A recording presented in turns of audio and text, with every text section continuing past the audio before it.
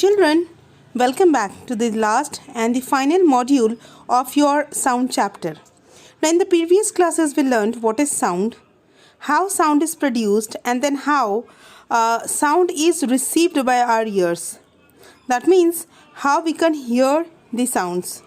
Now, here in this module, we are going to learn about the various characteristics of the sound that describes the sound properly. Though we know that all sounds are not same. Some sounds are loud and some are shrill. So, how do the corresponding waves of different type of sound look? So, these different types of characteristics are the features of the waves. To understand that, we need to analyze how is the sound produced. So, the main characteristics of the waves are amplitude, time period and frequency, which all are connected to the time period. Now, for understanding the waves properly, let us use the example of a simple pendulum in terms of amplitude, time period and frequency. Before understanding this example properly, let us first understand what is a simple pendulum. A simple pendulum is a heavy bob mass that is attached to a string which is attached to a single point. That point is known as point of suspension, and the bob or the pendulum is termed as simple pendulum or the bob. Although simple pendulum does not produce any sound waves that we can hear, but it will help us to observe the oscillation and the terms involved in it properly.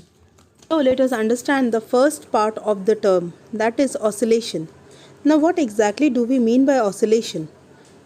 Oscillation is a to and fro movement repeatedly about a fixed point by the simple pendulum, and the time period taken to complete one oscillation is known as the time period. That means one full complete oscillation or the cycle of motion describes one time period of the waves. Now let us come to the third characteristics, that is the frequency. The number of oscillations per second is called the frequency of oscillation. For example, if the bob of the pendulum is moving 5 times through the point B in a second, its frequency is 5 per second. Hence, the SI unit of frequency is per second and is called Hertz, in honor of the German physicist Heinrich R. Hertz. Frequency is considered as an important characteristic of a sound wave because different frequencies sound is different to us. Shrillness is explained using a term called pitch. Higher the frequency of the vibrating body, the higher will be its pitch. A high-pitched sound appears shrill and a low-pitched sound appears deep or gruff to our ears. Now let us move to the another characteristics of the wave, that is the amplitude. The amplitude of the vibrating body producing the sound determines the loudness of the sound. That means if the sound produced is louder, the loudness of the sound depends on the square of the amplitude. Now let us first understand what exactly is amplitude. The amplitude is the maximum displacement of the pendulum on either side from its mean position in horizontal direction. Now, loudness increases fourfolds. The loudness of the sound is measured in the unit called decibel.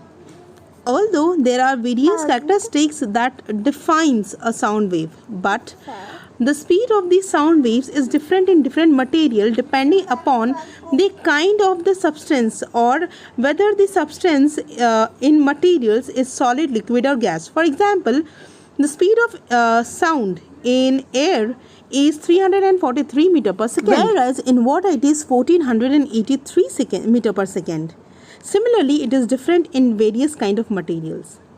So children, I guess you people have noted down all the definitions that I have been explaining here.